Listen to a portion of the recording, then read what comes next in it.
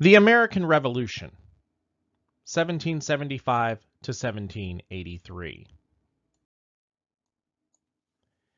In response to the British actions against the colonies called for a meeting that will happen in 1774. This will be known as the First Continental Congress. This will be a meeting of the colonial leaders in response to the intolerable acts. And representatives will come from 12 colonies, and they'll meet in Philadelphia here at Carpenter's Hall, not the more famous Independence Hall that we think of today. Now, Georgia is not invited to this meeting because they were considered a penal colony, so the other colonies looked down on them and did not invite them to this particular meeting. They will be invited to the next meeting. And remember that they're not going to discuss independence at this meeting. They just want the British to respect their rights.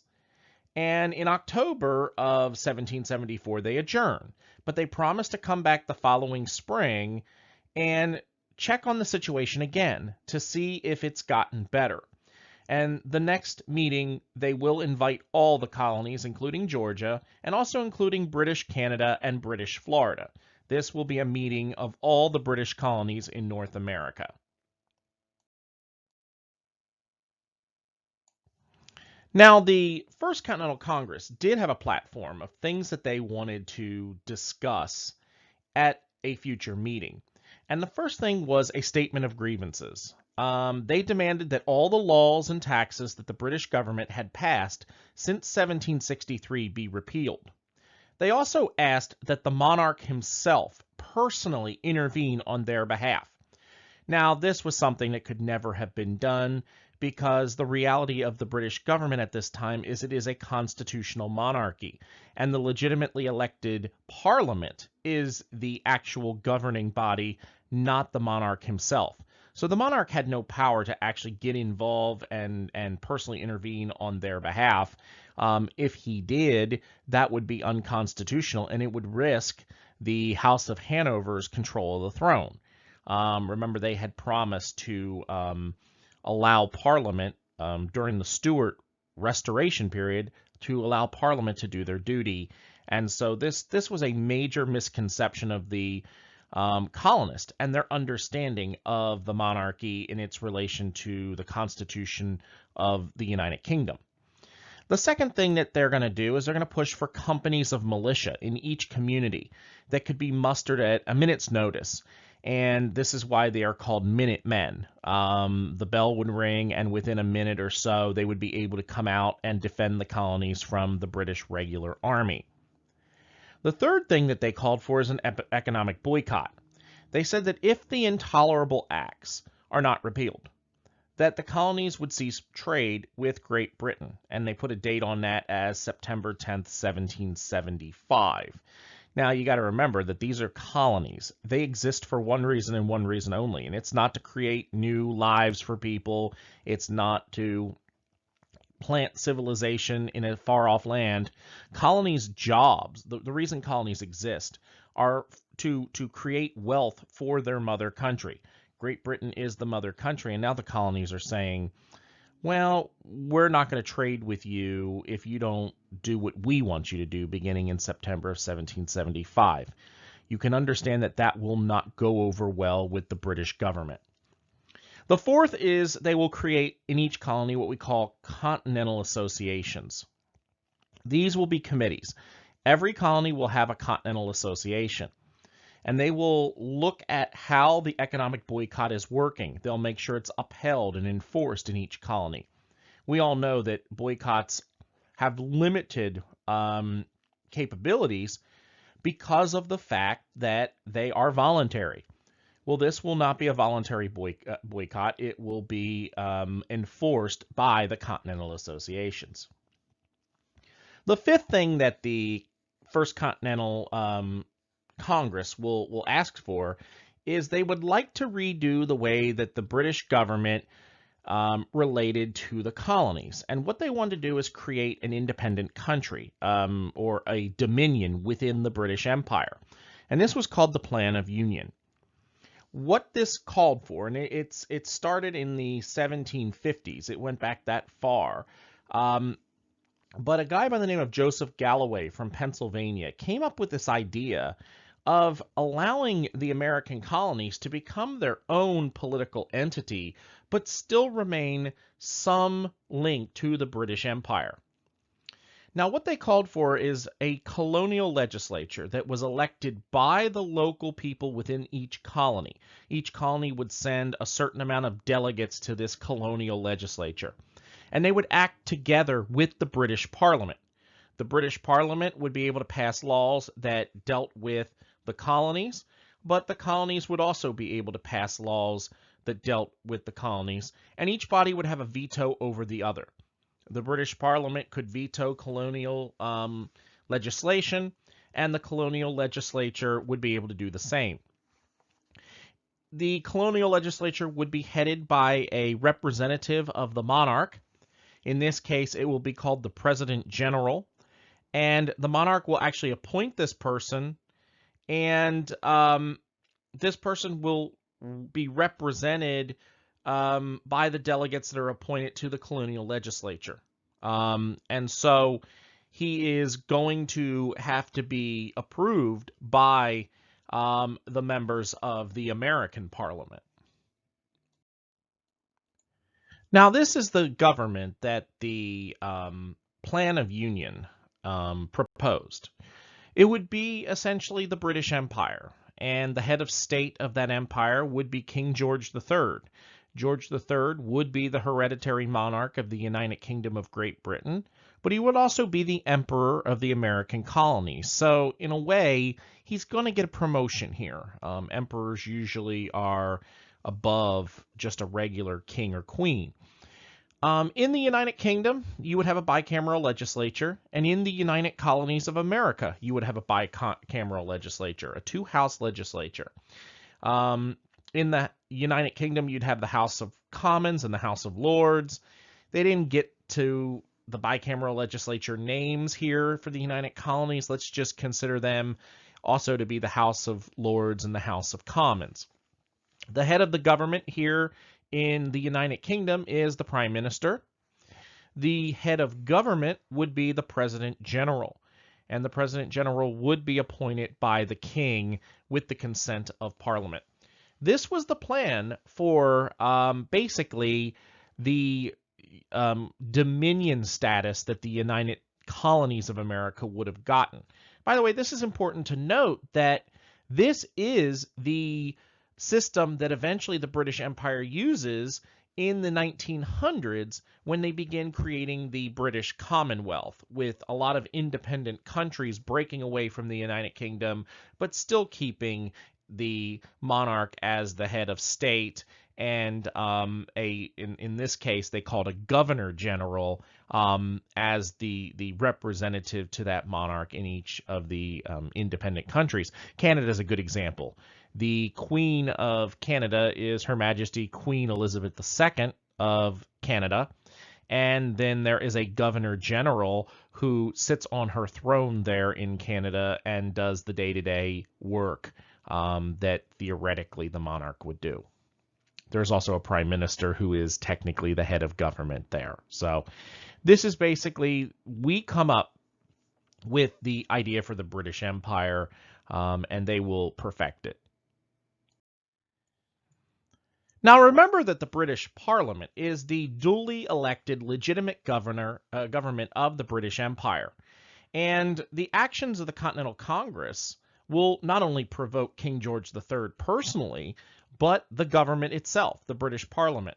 And so there are going to be debates about what to do with the American colonies. And after a few weeks, there's two camps that rise up.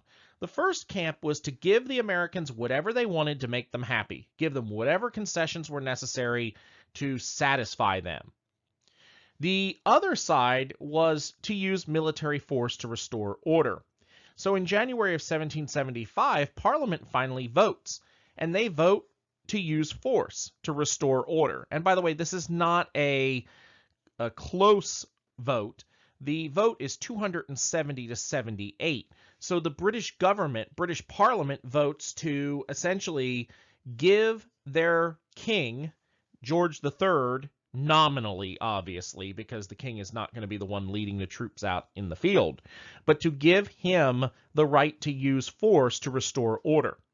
So George III will then appoint General Thomas Gage to be the commander-in-chief and the governor of Massachusetts, and he'll send 4,000 British troops to the area of Boston to restore order. After the vote by Parliament, King George, reading his speech from the throne, said, quote, "The New England governments are now in a state of rebellion. Blows must now decide whether they are subject to this country or independent."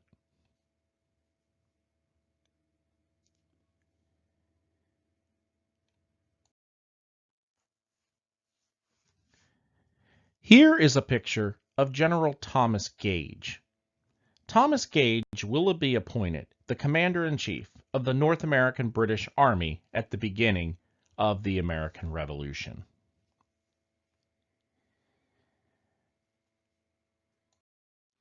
The Second Continental Congress will go from 1775 to 1781. This will be the de facto government of the United States during the American Revolution. It will be attended by colonial leaders from all 13 colonies, including Georgia this time. British Canada and British Florida both declined the offer. The meeting will be held in Philadelphia, and it will be held at this familiar location. This is the Pennsylvania State House. We refer to it as Independence Hall. Now, this will be a much more radical meeting than the First Continental Congress.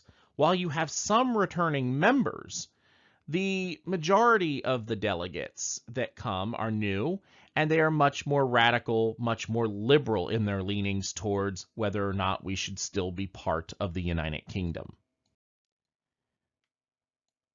Now, those members that returned from the First Continental Congress, you'll probably recognize some of these people. John Adams, here on the upper left, he obviously will be the first Vice President of the United States and the second President of the United States.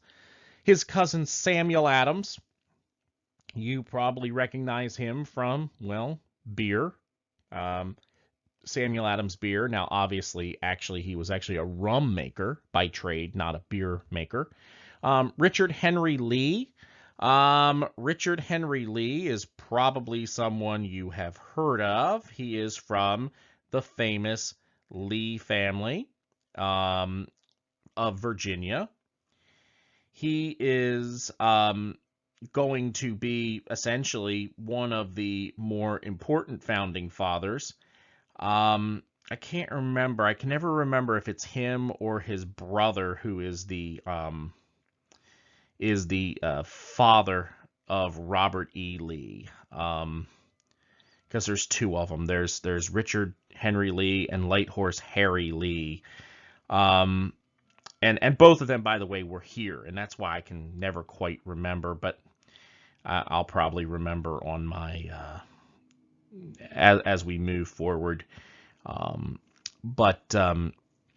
John Jay, there on the bottom right, John Jay is obviously the first Supreme Court Justice in American history. He is the first Chief Justice of the United States Supreme Court.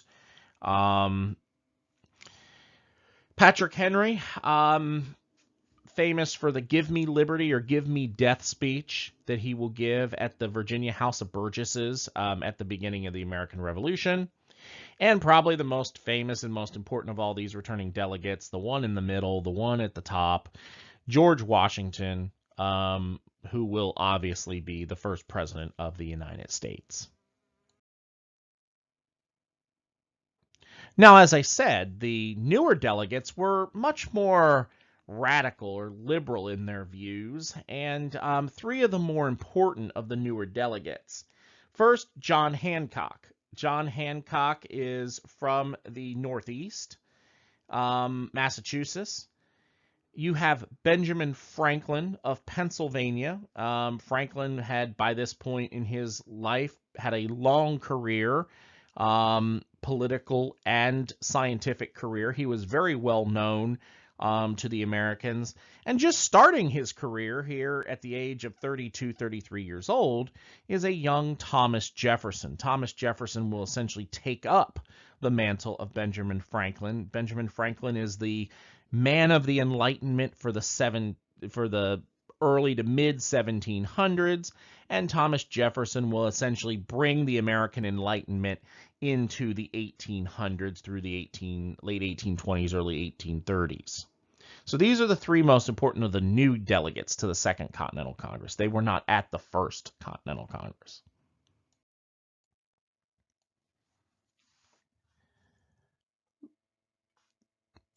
After the meeting begins, the first thing they do is they choose a presiding officer.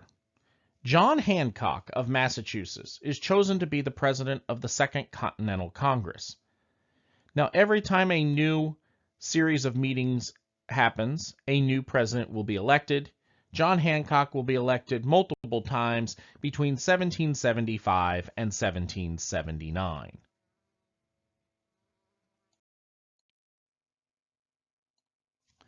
Now, the very first thing the Second Continental Congress does is they begin to consolidate and create the new National Army and Navy.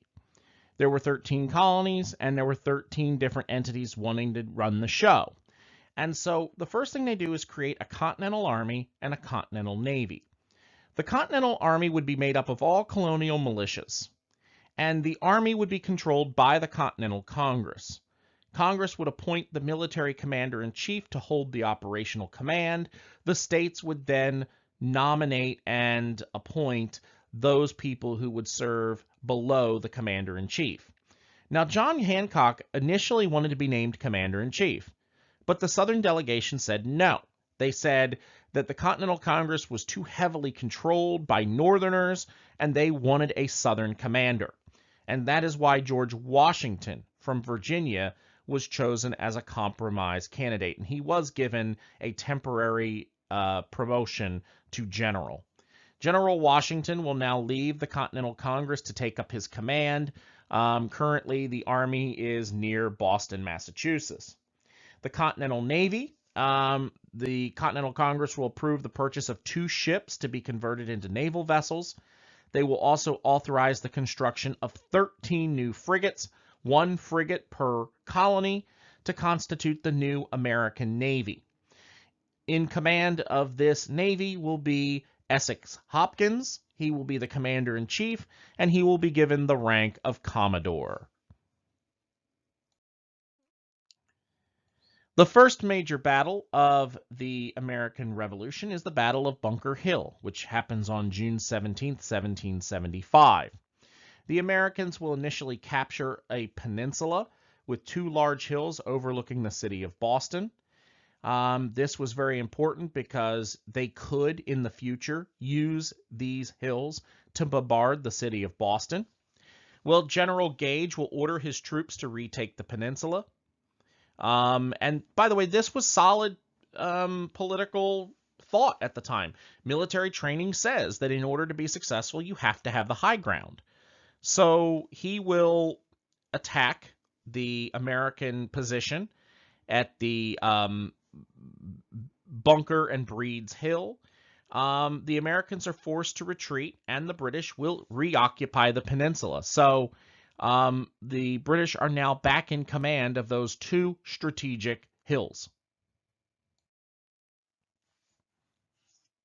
Now, while the British have a claim to victory because they regained the high ground and therefore they had the advantage, the Americans had a claim to victory as well. Now, the Americans had their claim because of the high number of British casualties. The British will lose 1,000 out of 2,500 men that are engaged at the Battle of Bunker Hill. This is a 40% mortality rate. The Americans lose 400 men. This is going to be important because the bloodshed at the Battle of Bunker Hill will make reconciliation between the colonies and Great Britain impossible. General Thomas Gage will be fired by King George III. He will be recalled to Great Britain, and in his place will be appointed General William Howe. King George III will now declare all colonies in a state of open rebellion. The American Revolution has officially begun. Now, what were the policies of the Second Continental Congress? Well, the very first thing that they did was write a letter to King George III, and this will be written by John Dickinson and Thomas Jefferson. It will be called the Olive Branch Petition. Some people call it the Humble Petition. And in this letter, Dickinson and Jefferson will write a direct plea to King George III to remove his advisors, to suspend the legislature, and to readdress colonial grievances. Again, I don't know if this was written because they actually believed the king had these powers, or if this was just an excuse to push on the idea of independence. I would believe that people as educated as Dickinson and Jefferson would understand the actual powers of the monarchy here in the United Kingdom. But for those who don't, George III could not suspend the legislature, and his advisors, although he could remove them, he had to do so with the consent of Parliament. And when it came to colonial grievances, they had to be done by the legitimate government, which was Parliament. So George III, his hands are essentially tied in this. Even if he wanted to intervene, he couldn't. But there is no signs that he actually wanted to intervene.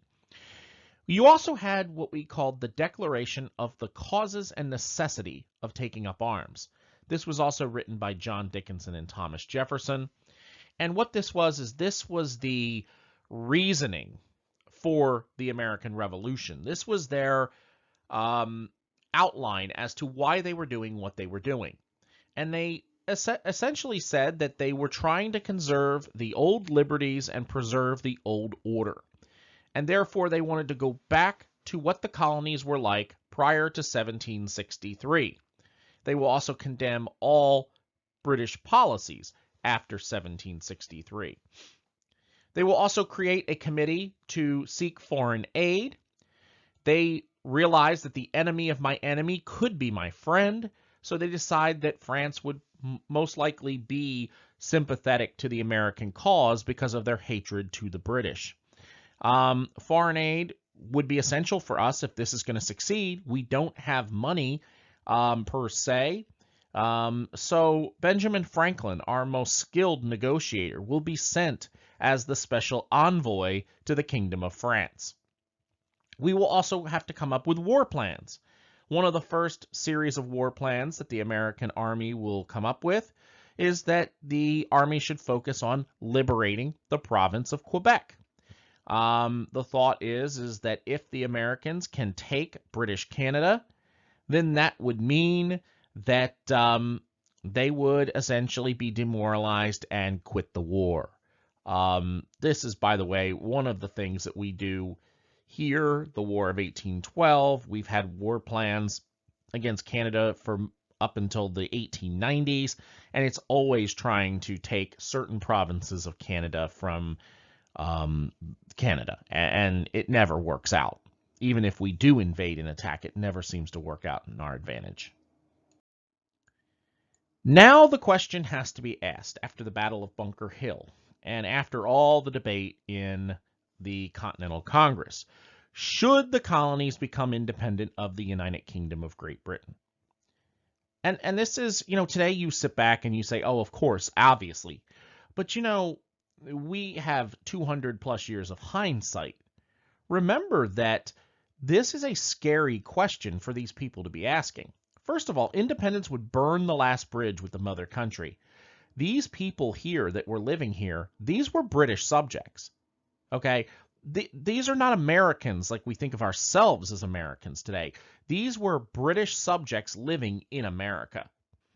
And so independence would burn the last bridge to that mother country. And there was some fear. What if the revolution was unsuccessful? They knew that the punishment by the British would be harsh. But what if the revolution was successful? That was equally scary to these people. What would happen to the traditions of being a British subject? What would happen to the love of king and country? What would happen to the pride of being part of a great empire? You'd go from being a small portion of the world's greatest empire to be a tiny little country, um, that's just starting out on its own. So it was a very scary idea here in 1775, 1776.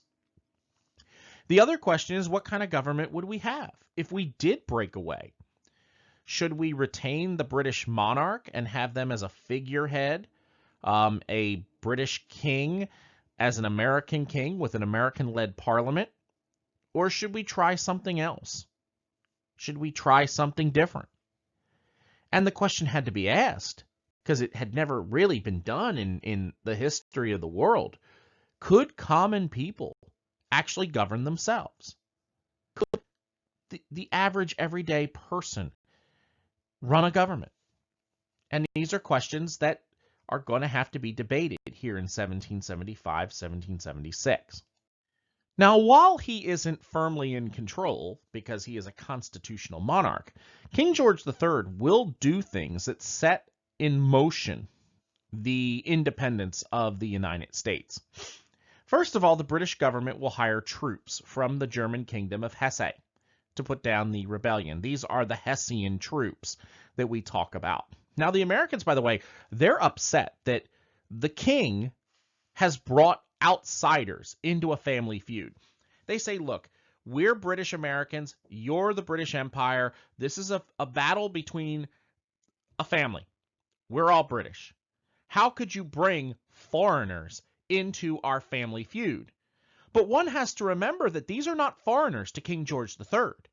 While he is the British king, George III is also the King of Hanover. He is also a German prince. So these people from the kingdom of Hesse are just as related to him as he is to the British aristocracy. So, and by the way, this is not something new. Most empires hired outside forces to fight wars and or to keep the peace. A good example of this are the Swiss Guards. They are still hired today by a kingdom called the Holy See or the Vatican to fight wars and keep the peace. They are the protectors of the Pope. So this is not something uncommon. All the great empires have done this before. The other thing is the British government will begin inciting native allies against the American colonists. Now, remember the proclamation line that was discussed both in the book and in the prior portion of the lecture that was drawn down the Appalachian Mountains. And the British government had said, please do not go west of this line. We cannot protect you. Well, now the British say, not only are we unable to protect you, we're not going to. And if the Native Americans attack you, then that is on you. And many of the backcountry colonists, the mountain men, who probably would have remained loyal to the British, will now join the independence movement because they feel personally attacked. The British government will also urge slave uprisings in the South. They say that if you are a slave and you join the British Army, you will be freed. And many Southern planters who were highly loyal to the British will now become very sympathetic to independence because their property, their personal property, is being threatened, and they do not like that. Now, while all this is being debated and talked about, a British political philosopher by the name of Thomas Paine will begin writing a series of pamphlets, and he will essentially push the Americans towards independence. Now, he does this through his writings that are called Common Sense, which were published in early 1776. And in Common Sense, Thomas Paine will advocate independence, and he will give them legitimate arguments for their separation. And John Adams thought very highly of Thomas Paine. In fact, there's a famous quote, two actually, that were made by John Adams about Thomas Paine long after his death. The first was corset maker by trade, journalist by profession, and a propagandist by inclination. And the second and I think just shows just how important Thomas Paine was to the American Revolution is, quote, "Without the pen of the author of Common Sense, the sword of Washington would have been raised in vain." Two quotes by John Adams, who would go on to be vice president and president of the United States, that show just how influential Thomas Paine was to the American independence movement. On June 7th, 1776, Richard Henry Lee will introduce the Independence Resolution.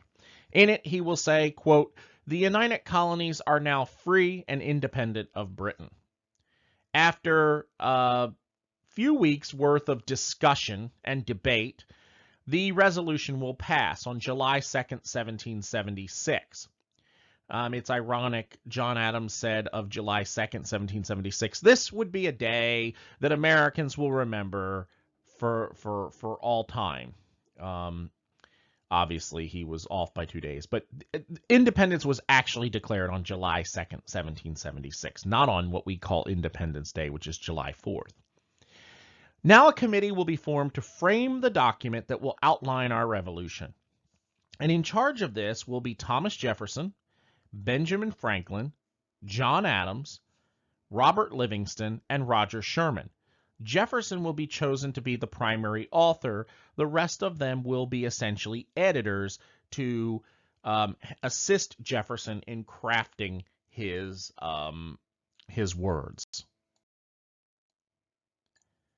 Now, as I said, Thomas Jefferson is the principal author of the Declaration of Independence, as it will be eventually called. He was the youngest member of the Continental Congress. He was just 33 years old at the time that he wrote the Declaration of Independence. He had been a lawyer by trade. He had studied the law at the College of William and Mary. And while he was at the College of William and Mary in Williamsburg, Virginia, he was heavily influenced by the political writings of John Locke. And also, while he was writing the Declaration of Independence, he was also heavily influenced by the writings of Thomas Paine. So when you read John Locke or you read Thomas Paine and then you read the Declaration of Independence, you will see similarities, glaring similarities between the three writers. And it's obviously because Jefferson was highly influenced by the other two. Jefferson is considered one of the great Americans. He has been, recently, there has been a reevaluation of Jefferson and some of the personal controversies of his life. But as a scholar and as a politician, Jefferson is considered in the top 5 of American history, and as a founding father, probably right up there with Washington and Adams and Franklin. He was essentially one of the great thinkers. Just to show you what people think of him even today as an intellect. There was a meeting at the White House, a dinner at the White House, and John F. Kennedy was saying about, and it was for a bunch of academics, Nobel Prize laureates and things like that. And John F. Kennedy said, "Never has there been an assembled group of people with such intellect and intelligence than when Thomas Jefferson lived here and dined alone." So that kind of gives you an idea, basically, of the intellectual reputation of Thomas Jefferson. The document that Jefferson produces that was signed and agreed upon on July 4th, 1776, is known as the Declaration of Independence. Now, it's a 2-part document. The first part of this document is essentially, why are we doing what we're doing? And what Jefferson says is, first of all, he indicts King George III for all the mistreatment of the American colonies since 1763. Now, they do bring it to his attention, aren't you going to go after Parliament too? And Jefferson says, no. Who here can name a member of Parliament? We all know who the king is. It doesn't matter if the king has any power or any authority. The king is the symbol.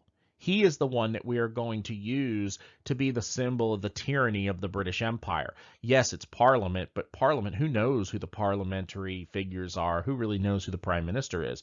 We all know who the King is. And in this, they'll also justify the revolt, because of the fact that they're going to list all the things that George III and his government have done since 1763. They're going to come up with a list of things to justify why their revolution is just.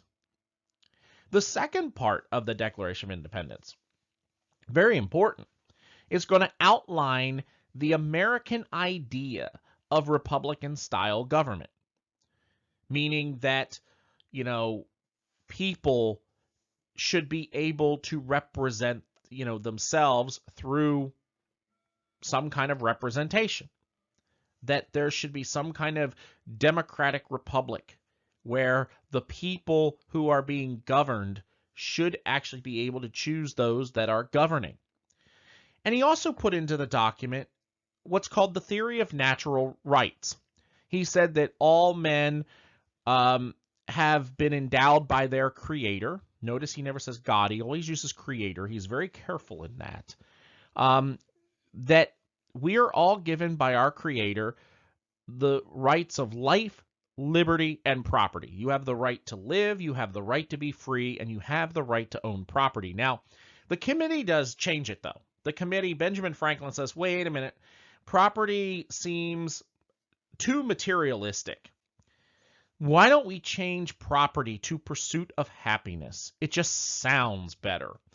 And obviously, Jefferson agrees with it. But there's a wink there. They all know that what pursuit of happiness actually means is the pursuit of property. So the life, liberty, and pursuit of happiness is essentially the idea, the theory of natural rights, life, liberty, and property. This is the document that we now know as the Declaration of Independence. I do have a copy of the Declaration of Independence in your weekly materials this week if you would like to print it and have a copy of it or just hold on to it. It's there for you.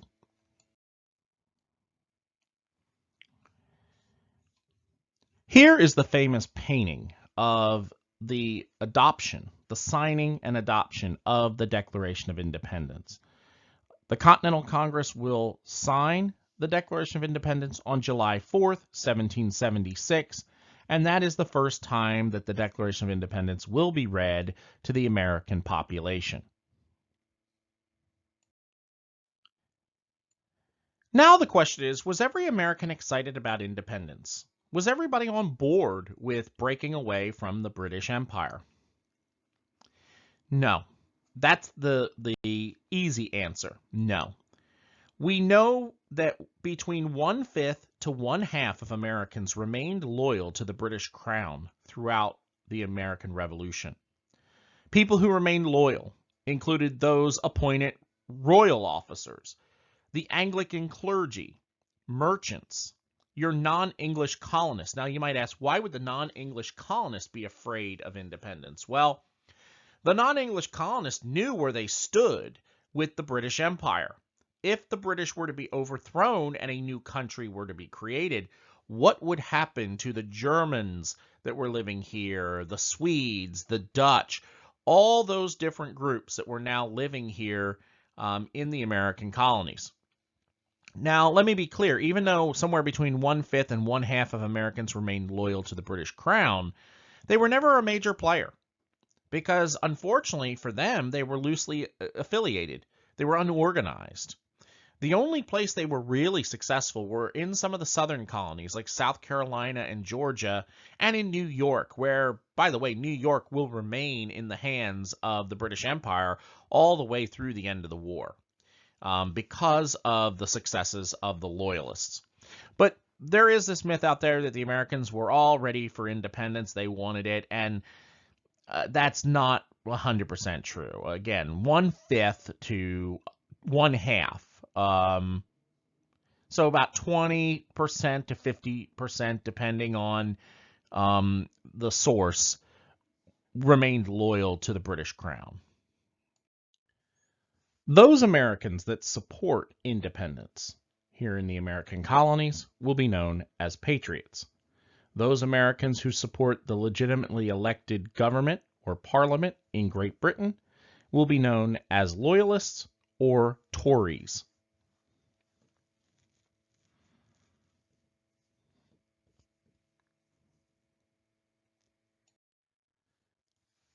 This will be a very personal war. The American Revolution will see neighbor against neighbor, brother against brother, father against son.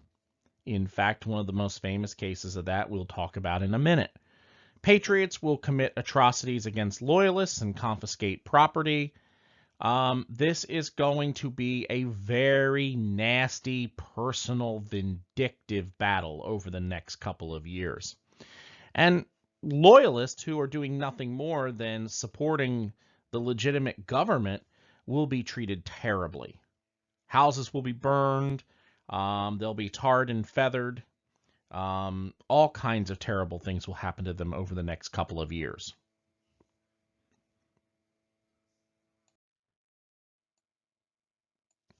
One example of the hostility towards family members for having different alliances is Benjamin Franklin and his son William Franklin. William Franklin was the governor, the royal governor of New Jersey. Benjamin Franklin had helped him get that position.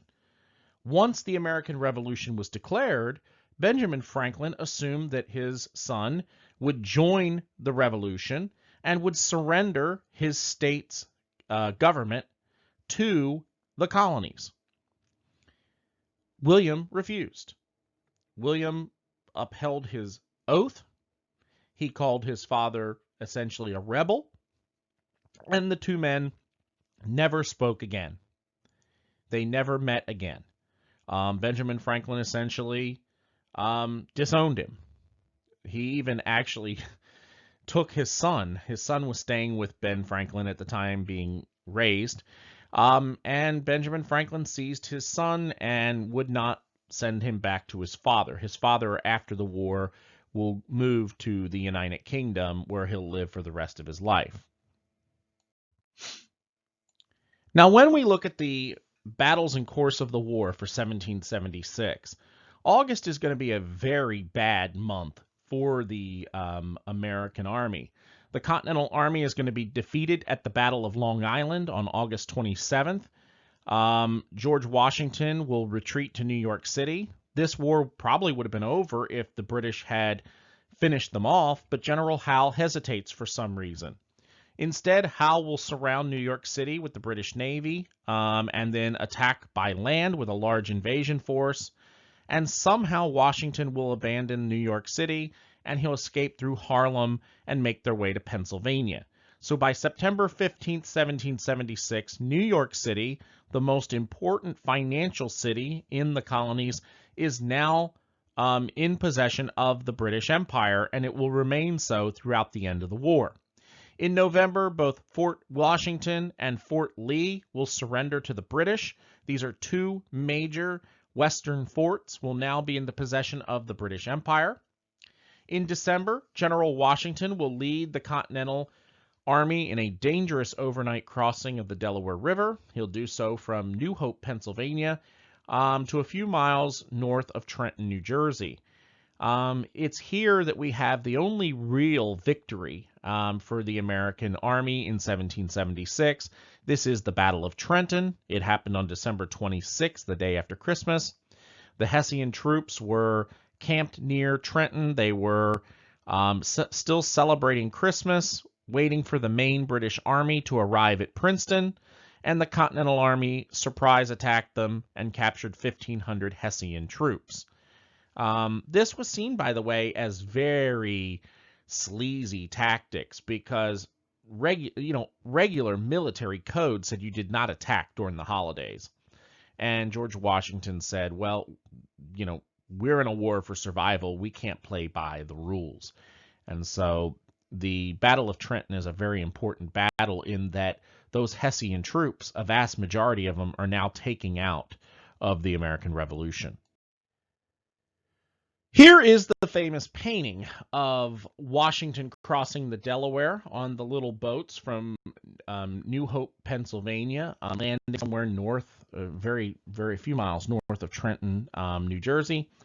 By the way, just an interesting factoid is the person that's holding the American flag is a very young James Monroe. James Monroe was a low-level staffer for George Washington. Obviously, he will be our 5th president and really the last of the Revolutionary War era figures to hold political office here in the United States. I think he was about 16 or 17 years old at the time of the crossing of the Delaware. Just so you know, this is a artist representation. I have been here. I want to believe that there was more water in the Delaware when this happened versus when I was there. But this was not the scene that I saw when I went to New Hope. It was much. This looks like crossing a large, like almost like crossing a bay or something. It was, from what I've seen, it's never been that big. So, but it's an artist representation. It's one of our great paintings in American history. Now here is a scene of the Battle of Trenton. This is where the Americans catch the Hessian troops off guard and rout them here the day after Christmas. Now, the battles and course of the war for 1777. Well, in January, we have the Battle of Princeton. It happens on January 3rd. This is the second of the New Jersey campaign under General George Washington, and here the Continental Army will defeat the British Army. And this is very important because it allows for morale here in the colonies to rise. And so with that, you see the rise of enlistments in the Continental Army. And by the spring of 1777, the Continental Army had grown to about 5,000 troops. And this was basically off of 2 battles, the Battle of Trenton and the Battle of Princeton. So these 2 battles, while they were small victories, they were very important victories in that Americans began to turn and say, maybe we can win this. Maybe we can be successful. So they will begin to join the Continental Army in droves. Now, as this is going on, the British are beginning their own campaign, and the British plan to meet up and capture and destroy the American army. There is an American army in the north, and they hope to capture it, surround it, and destroy it. And the 3 generals that will be involved in this are General John Burgoyne. He will head south from Canada. General William Howe, the commander-in-chief, will head north from New York City. And then Lieutenant Colonel Barry St. Leger will head east from Lake Ontario. And what they plan to do is once that American army in the north is destroyed, they will hopefully then march south, colony to colony, until all the British colonies are back under British control. The problem is this is just a complete fiasco. It is just a complete joke. First of all, General Howe spends most of the winter partying in New York City. He's not even trying to do anything. The only thing he is trying to do is capture Washington's army in Pennsylvania, and Washington is essentially eluding him. But most of the time he pays little attention to detail. He's too busy enjoying his winter balls in New York City. Lieutenant Colonel St. Leger, he will move slowly. He does stop to attack a fort, which was against the orders of General Howe. He is not able to take the fort, and so without even telling General Howe, he is forced to turn back and go back to Lake Ontario. The third of these, General Burgoyne, he does leave Canada in June as planned, and he does capture Fort Ticonderoga. But the problem is he moves very slow, Most of this is because he has a large baggage train. He has with him 30 carts of personal items, a cart for his mistress, and 138 pieces of useless artillery. And he is just moving at a snail's pace when the army needs to move quick. They need to get in position and envelop and surround this American army. So none of the three of them are doing themselves any favors. Now, as we continue into 1777, in September, we have the Battle of Brandywine. This is a American defeat. The British defeat the Americans under the command of General Nathanael Greene. This allows for Philadelphia, which was the colonial capital, to be captured by General Howe. We now have no capital here in the United States after September of 1777. In October, we have the Battle of Germantown, where George Washington is defeated by the British. And now the British control the Delaware River, one of the three great ports here in the American colonies is Philadelphia. And then we have the Battle of Saratoga. General Benedict Arnold and General Philip Schuyler will erect fortifications south of Saratoga at a place called Stillwater. General Burgoyne will attack. He doesn't know that Howe isn't meeting up with him. He thinks that they're still going to plan. And so he will attack the American fortifications, believing that British reinforcements are a day away. And the problem is the Americans, when he attacks the American fortifications, he doesn't realize that the Americans surround him, that it was all a trap. So Burgoyne will wait for reinforcements. But when he finds out that his closest reinforcements are 80 miles away, and that is General Sir Henry Clinton, Burgoyne has no choice. He will surrender a 5,700 men army on October 17th. This is considered the turning point of the American Revolution, the Battle of Saratoga, because this 5,700 men will be forced out of the war here in October of 1777. And not only that, there are other people who are watching this and realizing, wait a minute, the Americans now have a chance. They have a real chance at winning this war. Now, who was the one that was watching this? Well, it was the Kingdom of France. At this time, the Kingdom of France is ruled over by King Louis the XVI. And Louis XVI's foreign advisor, his foreign minister, the Comte de Vergennes. What the Americans had been wanting is some kind of alliance, some kind of help from the French. And they'd wanted it since the beginning of the American Revolution, and they felt it was just the right fit. The Kingdom of France has been traditionally the enemy of Great Britain, or England, whatever you want to call it, for hundreds of years. Remember the 100 Years' Wars and all the other wars that the French and British have fought against each other over the centuries. And by the way, the French were still really upset by the outcome of the 7 Years' War, or the French and Indian War, and they wanted some revenge. And they had also begun building a navy to compete with the British Navy. But the French never imagined that the American colonies had a chance. But after the Battle of Saratoga, the French realized that it's still slim, but the Americans did have a slight chance. And so the Comte de Vergennes will actually grant the American colonies a secret loan of 1 million lira in May of 1778. King Louis XVI will also formally recognize the United Colonies of America as an independent country. This is a very important diplomatic step that all countries that try to get their independence try to get. And the French also will agree to a treaty of alliance. As of now, we are no longer alone in this. We now have friends, and a very powerful friend that we have, it's the Kingdom of France, the major continental power in Europe.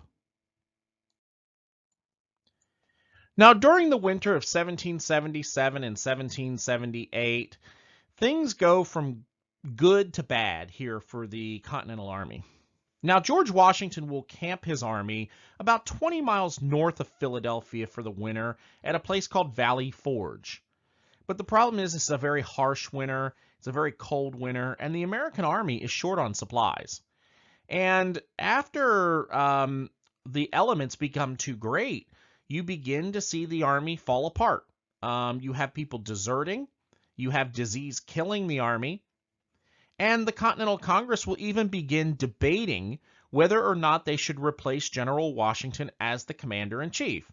Now, today, that sounds almost inconceivable that Washington could be fired as the general-in-chief of the American forces, but there were many people within the Continental Congress who have had enough. And they decide that maybe it's time for someone else, like maybe Horatio Gates.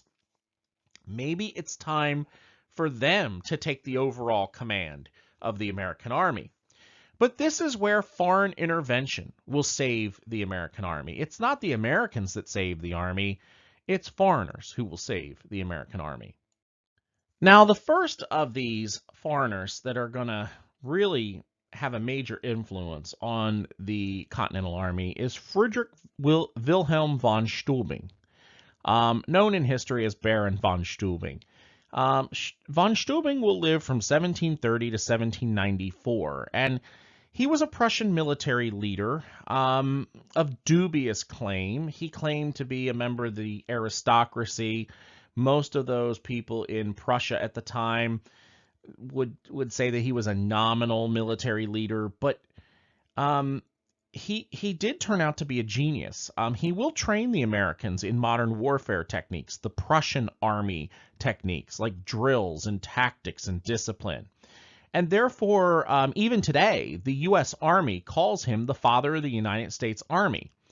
What is kind of ironic about that is until 10 years ago, in the modern army, Friedrich Wilhelm von Steuben would not have even been able to serve under the idea of don't ask, don't tell. Von Steuben was openly homosexual. So it's kind of ironic that up until about 8 to 10 years ago, the father of the U.S. Army wouldn't have been able to even serve in the U.S. Army. The second most important of these guys is a member of the French nobility, a young minor noble by the name of the Marquis de Lafayette. His name is, well, he's got a mouthful of names: Marie Joseph Paul Yves Roche Gilbert du Monthier de Lafayette.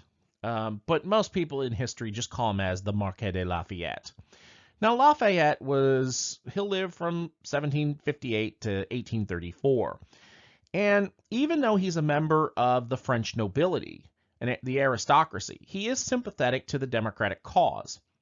And so he will donate his personal fortune to help buy the necessary equipment for the American army. And because of this, he will be appointed as a major general by George Washington. So Baron von Steuben will train the Americans in modern warfare techniques, and the Marquis de Lafayette will buy them the necessary equipment they need to be a real army. Two more foreigners that had a major impact on the American Revolution and the Continental Army: Johann von Robiers, the Baron de Kalb, who lived from 1721 to 1780.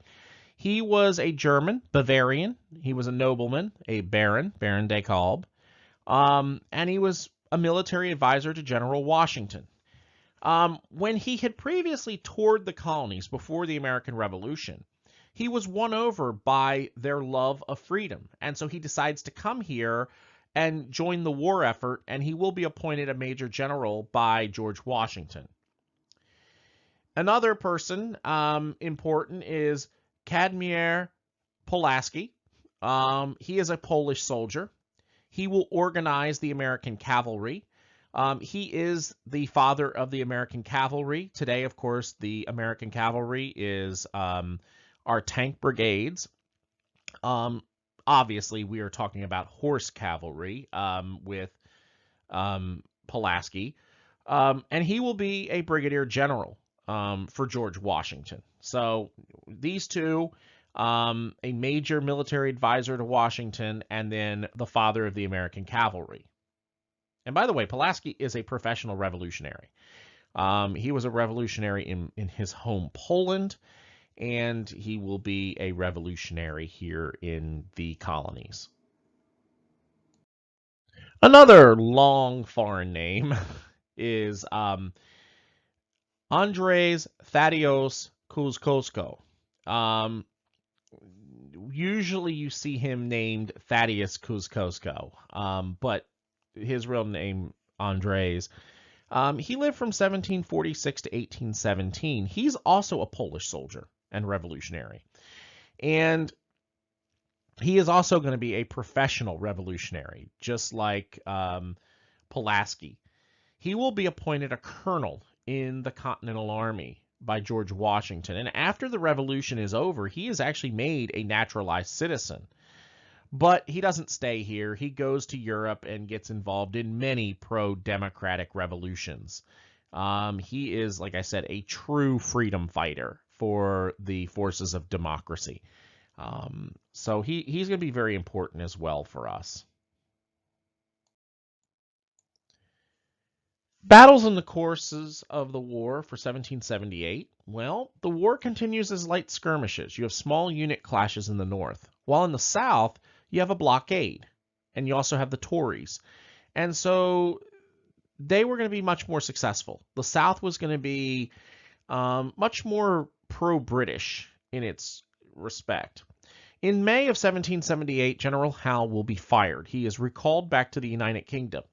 And now in the overall command will be Sir Henry Clinton. He will now be the new general-in-chief or commander-in-chief, and he'll be the commander-in-chief throughout the end of the war from 1778 to 1782. In December, the city of Savannah, Georgia, will fall to British forces. Essentially, most of Georgia is now under the control of the British Empire.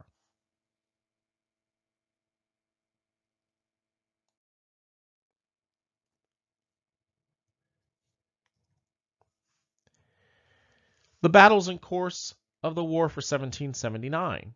Well, in June, Spain will declare war on the United Kingdom.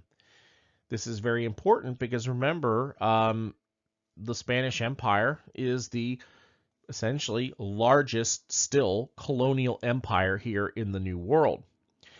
In September, the Savannah campaign begins. This is an American attempt to retake the capital of Georgia. And while they do, it's a complete disaster. The Americans are defeated. Casimir Pulaski is killed. This is just a major defeat for the Americans. Now, some good news. Here in 1779, you have the Battle of Baton Rouge. The Spanish under Bernardo de Galvez, some of you may know Bernardo de Galvez as the island Galveston is named after him, will defeat the British. They will free the Mississippi River Valley, and they will now relieve the danger to New Orleans. So this was definitely something that was positive for the Spanish, but also really does help the American cause as well. And Bernardo de Galvez, by the way, he is the Spanish governor of the Louisiana Territory. Now, the battle and course of the war for 1780. Well, in March, you have the Battle of Fort Charlotte. This is where the Spanish under de Galvez defeat the British. They recapture Mobile, Alabama. You also have, in March, the Siege of Charleston, where Major General Benjamin Lincoln will surrender the city of Charleston and his 5,000-man army to the British. This is by far the largest loss of manpower for the Americans during the Revolution. It's the most overwhelming defeat. I mean, this is just a disaster for the American colonists. And this also means that Charleston, one of the most important ports in the South, is now in the hands of the British, and General Charles Cornwallis. This is a major disaster for the Americans, especially for American independence supporters in the South. Now, some good news here in 1780. In July of 1780, a French navy will arrive off the shores of Newport, Rhode Island, under the command of Admiral Francois de Grasse. He will be the overall naval commander of the French Expeditionary Force. He will bring with him a 7,000-man army, commanded by Lieutenant General Jean-Baptiste de Vermure, the Comte de Rochambeau. These two guys will be the French military commanders here during the French portion of the American Revolution.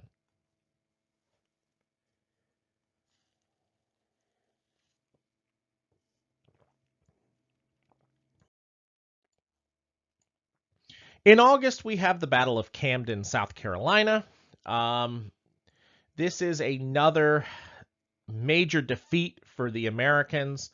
The Americans are led by General Horatio Gates, who was the person that the Continental Congress had talked about replacing Washington with. The British charge with their bayonets. The Continental Army panics, and they just run away. And in the process, the Americans suffer heavy losses, including, sadly, Baron de Kalb, who was mortally wounded, and he dies a few days later. General Washington, by the way, is furious, but he's also, everyone wants to believe that George Washington's this great guy, but he holds a grudge. And he remembers that they wanted to replace him with General Gates, so he will fire General Gates himself and replaces him with General Nathanael Greene.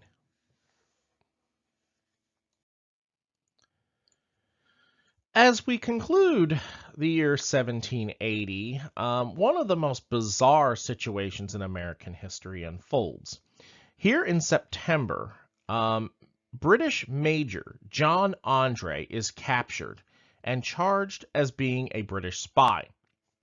When they are going through his belongings, they find a letter that exposed a plot by one of our American war heroes, General Benedict Arnold.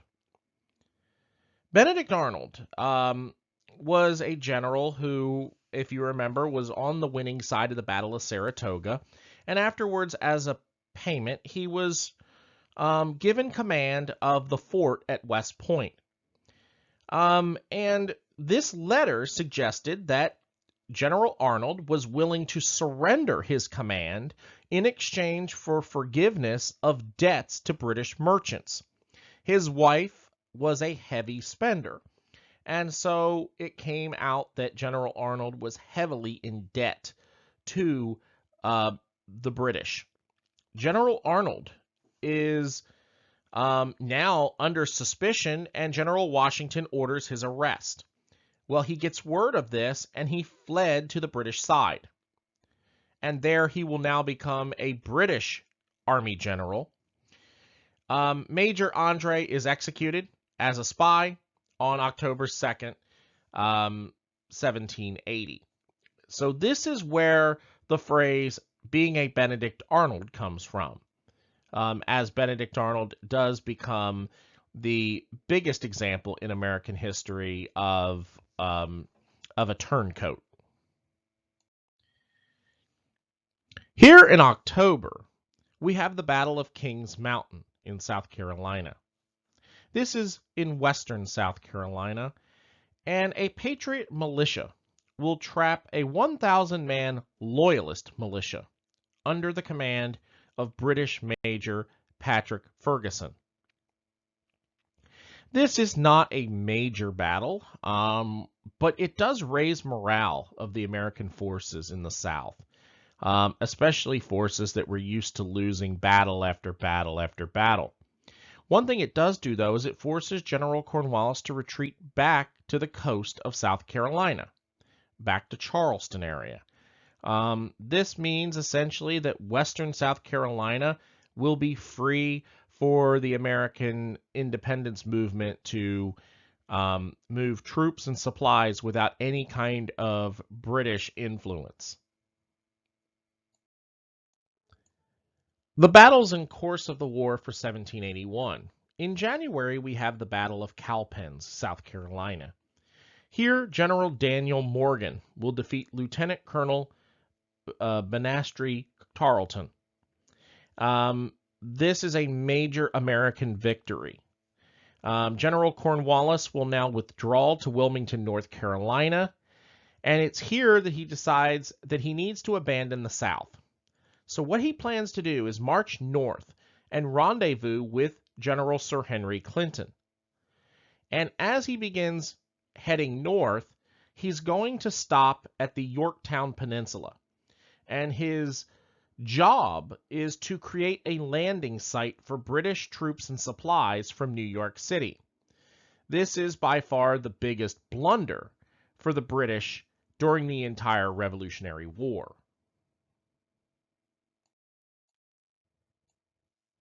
In March, we have the Battle of Guilford Courthouse, a British force of 1,900 men under the command of General Cornwallis as he's heading north to Yorktown, will defeat an American force of 4,000 commanded by Nathaniel Greene.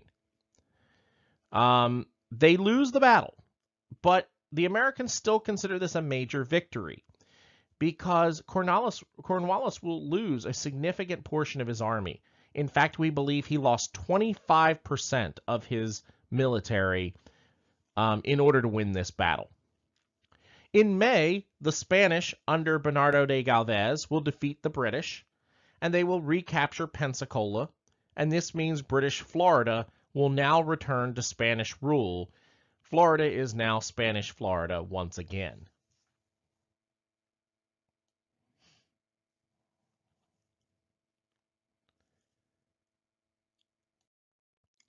And this brings us to the pivotal moment of the American Revolution, the Siege of Yorktown. The Siege of Yorktown will occur from September 30th to October 19th, 1781. A British Navy commanded by Admiral George Rodney and Admiral Thomas Graves will be defeated by the French fleet of Admiral de Grasse. This means now that the Chesapeake Bay will be under the control of the American-French alliance. This also means that the British Army that was stationed at Yorktown preparing a landing spot will now be cut off from supplies and reinforcements. Now, General Washington wants to attack New York City. And to be fair, he believed that the war could not be won without capturing the most important economic city. And some of this is sound military advice, and some of it is just vanity. He wanted the major victory. The Comte de Rochambeau agrees, but he suggests finishing off General Cornwallis at Yorktown first, then heading north to confront General Clinton, who was already at this point marching to meet Cornwallis. Here's where George Washington shows his true colors, his finest hour. He could have said, no, I'm the American commander, we're going to do it my way, but he agrees to Rochambeau's plan. The Continental Army will begin moving north towards New York City, and Clinton, realizing what's going on, will turn around and head his army back to the city to prepare for an assault. It was all a trick. The Continental Army will then turn around and head south once again towards Yorktown. They will join with the Comte de Rochambeau and the Marquis de Lafayette, and now the British are surrounded. They're surrounded by the Navy, and then here on the peninsula, they are surrounded by the American-French alliance. And so now we have basically the last major battle, or siege, whatever you want to call it, of the war. The United States and France, led by General George Washington, the Comte de Rochambeau, and the Marquis de Lafayette, will have 17,000 men. The British, Hanover, and Hesse-Cassel will be commanded by General Lord Charles Cornwallis, General Charles O'Hara, and Captain Thomas Symonds, a leader of the Royal Navy. and they will have 7,000 men. Now, most believe it's inconceivable that even if the Americans win here, that the war is over. Half of the American colonies are still in possession of the British. Now, General Cornwallis will hold out until October 17th, but he realizes that reinforcements and supplies are just not coming. So he will ask the Americans for terms of surrender. And the surrender is approved on October 19th, 1781. The British band will play The World Turned Upside Down. The French band will play Yankee Doodle Dandy. General Cornwallis will want to surrender his sword to his fellow nobleman, the Comte de Rochambeau. Rochambeau will refuse. He says that Washington deserves the honor. Not only does he want Washington to do it because he felt Washington deserved it, but Rochambeau is a member of the nobility. General Cornwallis is also a member of the nobility. He's a lord. And so for Rochambeau, it's the ultimate disrespect for Cornwallis, a nobleman, to surrender his sword to Washington, a commoner. Well, Cornwallis refuses. Instead, he sends his second in command, General Charles O'Hara, and he offers Cornwallis's sword to General Washington. Washington, for his part, refuses. He has his second in command, General Benjamin Lincoln, accept the surrender on behalf of the American colonies. Now, the British in the South are now gone. Now we essentially are going to have to decide what we're going to do. Here is a great painting by the American artist John Trumbull. In this Trumbull painting, you see his representation of the surrender of Lord Cornwallis at Yorktown.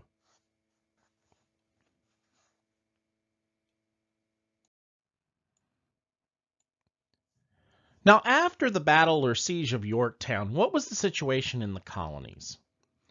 Well, there was still scattered fighting over the next 5 or 6 months because realistically, the war was not officially over. It was essentially over at this point.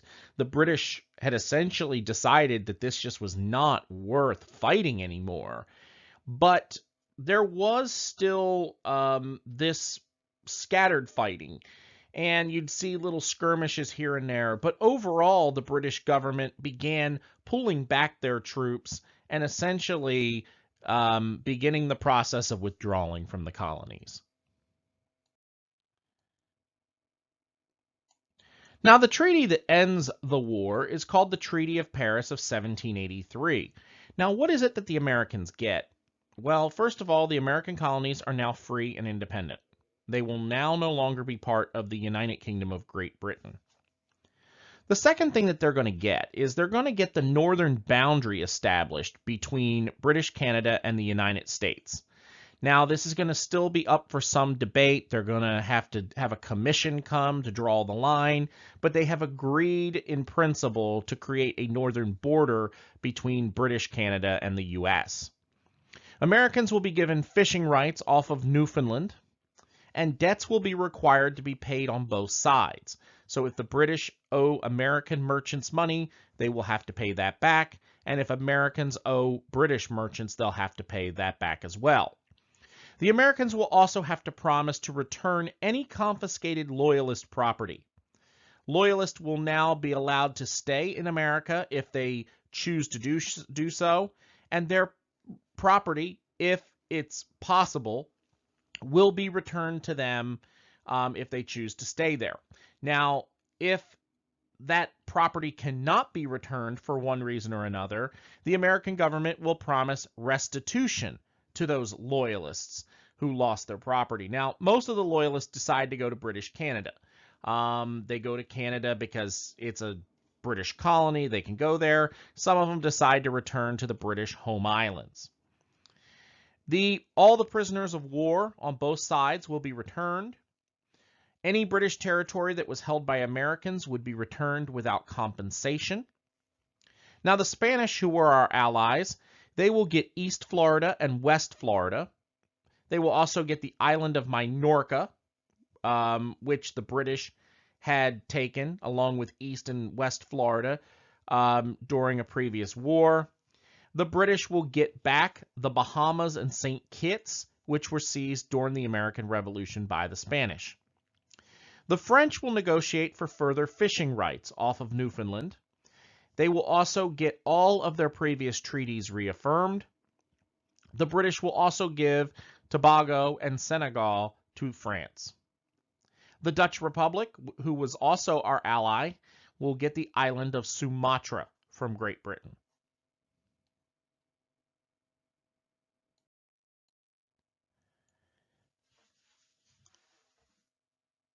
Those that were sent by the American government to negotiate peace were some of the best negotiators in the United States.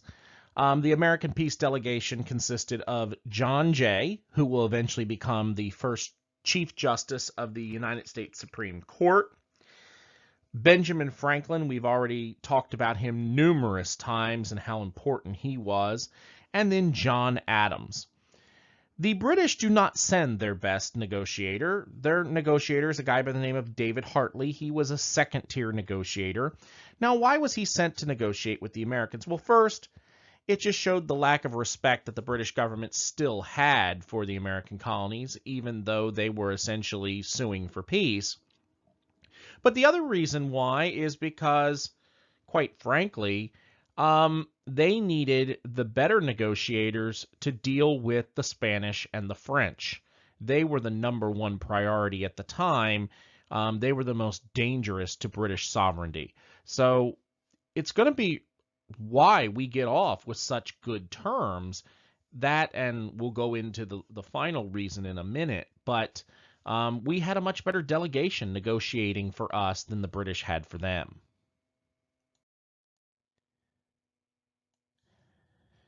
The Treaty of Paris was negotiated in Paris and finally signed in September of 1783. You can see by the painting, these are the American negotiators.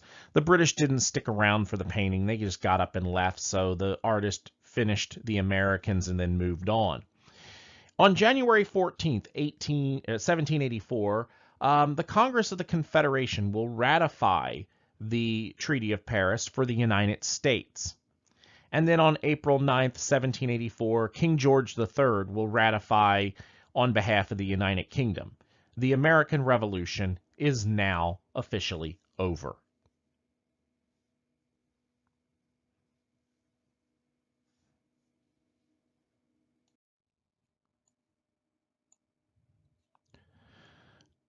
Now, the question was, why were the British terms so generous to the Americans, considering they still controlled over half the American colonies?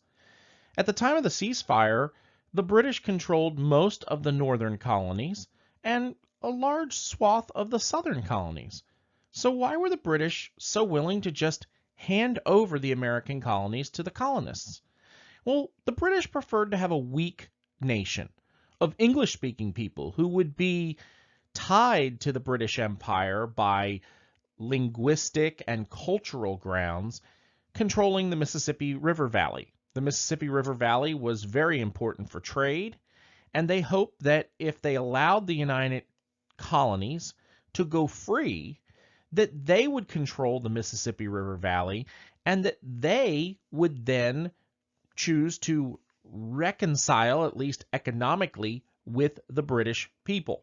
And therefore, it would be a lot better for them economically than if this was eventually a colony of either the Spanish or the French. So that's why the British were very eager to just settle this once and for all and move on, because they hoped that there would be at least some familial relationship in the future.